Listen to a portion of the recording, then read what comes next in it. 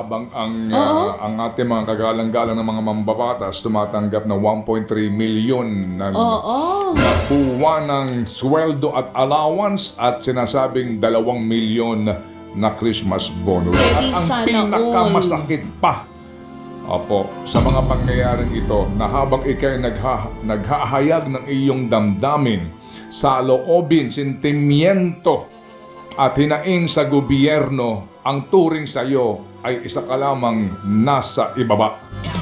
Hindi kasi naalala ko ang nanay ko. Nung minsan magpapa-opera siya sa mata niya, na pwede naman niyang ihingi sa aming mga anak niya.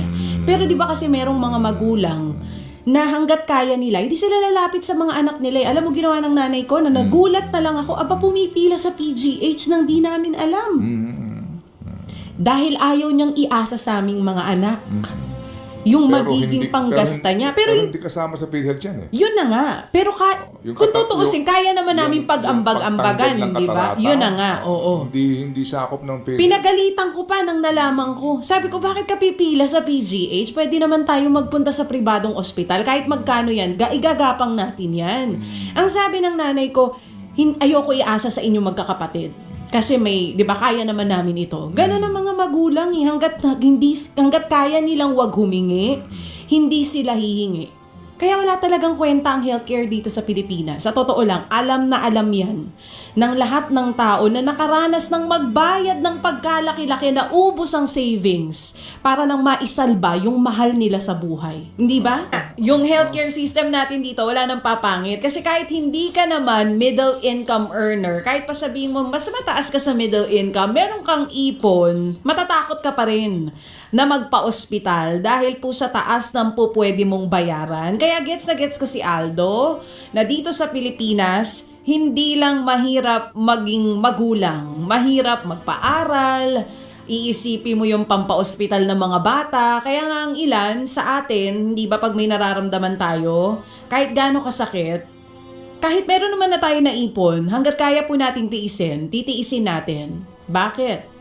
Kasi alam natin pag nagpunta tayo ng ospital, tayo naman ang sasagot sa sarili natin. Maswerte pa nga po yung mga nasa laylayan kasi kahit papano, sagot sila ng PhilHealth eh. Pero pag middle income ka or mas mataas ka lang ng konti sa middle income, matatakot kang pumunta ng ospital.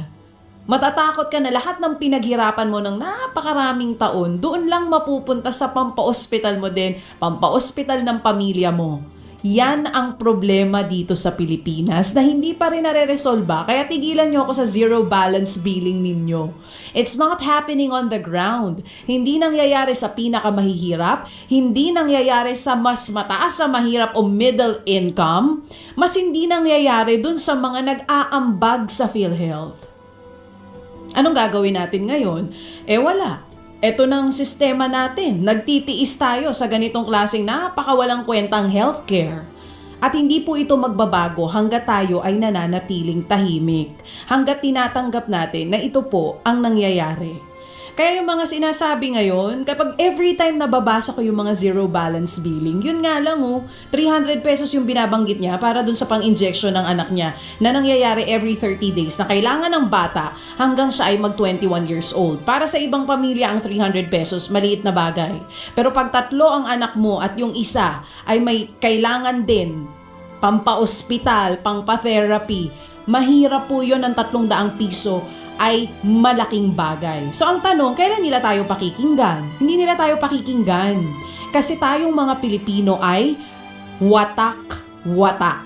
Wala tayong unity pagdating sa pagpapanagot sa mga kurakot dito sa Pilipinas.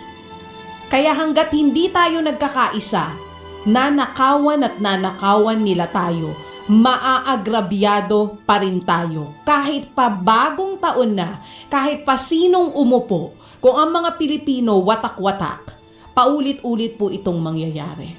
Birahi pa ba? O sige, ikaw naman. Iinom muna ako ng tubig dito. Oo. Yan ang Oo. maluhaluhang Zarina talaga. Balba Guevara. Sinabi mo pa. Alam mo kung bakit? Ako magsasabi sa inyo. Bagong taon na ito. Kasi kung ating aasahan ay ang mga kamag-anak pa rin, mawalang galang na, hindi ho naman lahat ha. Kung itong mga dinastiyang ito, sila-sila pa rin, kung ano po yung puno, wala pong duda. Siya rin po ang bunga. FM. Girl, Happy New Year. Happy New Year pa rin po sa ating mga kapatid. Sorry po. Pero tama Pag naman lahat ng mga naluha-luha ako nasabi kay mo. Aldo. Tama, kasi isipin mo na lang kung maayos ang healthcare dito, hindi po problemahin ng mag-asawang ito yung pagpapagamot po Tsaka yung, para sa kanilang tsaka yung anak. therapy para sa mga tulad po nitong kanyang anak na bunso. Oo. Kung may mga therapy po na may aalok, Na libre ha? opo, ang Oo. gobyerno, ang estado, sa mga hindi ho naman kaya talaga magbayad na tahihirapan. At marami pong ganon. Maraming ganon. Alam mo, tama yung sinasabi niya kanina. Iniisip kasi nung iba pag nasa call center ka, malaki yung sweldo mo. Pero ilang taon na ba na ganon, nakapako sa ganon yung sweldo nito mga nasa call center? Di naman nagbabago din. So, iyan po ang isa sa mga patunay na marami pong naghihirap ng mga middle income earners. Kasama po dun si Aldo. Sabay na sila nagtatrabahong mag-asawa ha, pero hirap pa rin po sa pagtaguyod dito sa kanilang pamilya. Ay, gusto mo bang... Pero yun na nga eh, sinasabi niya yung sa tax niya eh. Naalala ko yung sinasabi niya, oo, may ganun before. May ganun before, pag may anak ka, may bawas yung tax mo. Hindi ko na maalala kung kailan nawala yun.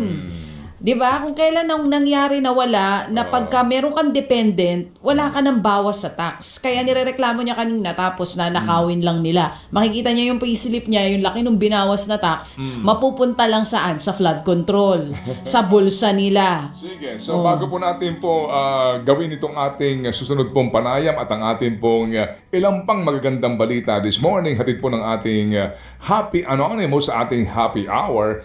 Ito lang girl ha, tungayan ko itong sinasabi ko kanina na EDCOM report nga po, no? Yung pong binabanggit na widespread functional illiteracy at maging ito pong usapin ng malnutrisyon sa ating mga kabataan. Sa gitna ng bilyong-bilyong pisong inilalaan taon-taon sa Department of Education. And then this year na naman, nangangako na naman sila, di ba? Opo, ang DepEd, dahil po sa sinasabi ng mga politiko, ang laki na naman ng inilaan. Sorry po mga kapatid, ang isa po sa mga problema natin sa ating edukasyon dahil madalas at madalas politiko na naman ang nangangasiwa sa Department of Education. Mawalang galang lang po. Politiko na naman ang ating pong namumuno sa Education Department. O baka sabihin ninyo, bagong taon na bagong taunted naman. Opo, magaling naman daw si Sani Angara. Ang tanong ko saan? Saan siya magaling? Hindi po ba, with all due respect? Opo, si Sani Angara, Education Secretary natin. Ang hirap dyan, kasi ngayon, nadadawit ang pangalan niya. Natural yung focus niya ngayon. Dito ba sa kanya talagang trabaho lang? O ngayon po, meron na huding mga... hindi ba? Kasi nga, politiko na naman po ang nandidiyan eh. Sa Tourism Department, politiko rin ang nandidiyan. Ito ang problema din po kapag puro na lang din po politiko ng politiko. At hindi maiwawaksi din po na bukas makalawa, tatakbo ulit na senador yan. At gagamitin na naman po ang posisyon para sa kanya re-election. Mawalang galang lang po. Ngayon hindi maitatanggi na kinakailangan niya rin magpaliwanag dito sa skandalong ito. Kaya bukas makalawa, sigurado din po ang kanyang focus mababawasan kasi nga may mga obligasyon siyang sagutin kung gusto rin po ng gobyernong ito na papanugutin ang lahat ng sangkot sa skandalong ito. Lahat ng sangkot dapat managot. Hindi po ba? With all due respect, kasi po talaga kapag hindi ho nagbago ang lahat ng ito, walang pagbabagong mangyayari sa bayan na ito. Of course, sa atin dito mga sarili, magbago po tayo. Oo naman. Pero ang dito po, follow the leader. Ang unang dapat magbago, yung ating Pangulo ng Pilipinas. Kayo ang unang magbago. O sige. So paano? Tapos na ba ang birahe o mamaya-maya ulit? Hindi pa ako nang bumibira. O hindi pa pala yun? Ang taki mo yan, oh. Abangan mo pag bibira na tayo. Sa Ikaw, bagay. anong bira mo? Para Anong ka biradas mo? Sige, Ako? ikaw, pakinggan kita. Anong Ngayon? biradas mo? Dito. Tungkol- Dito nga sa problema ni Aldo. Nakita ho ninyo? Tungkol dito sa mga magnanakaw na ito? Pati ho yung injection, binibili. Yes.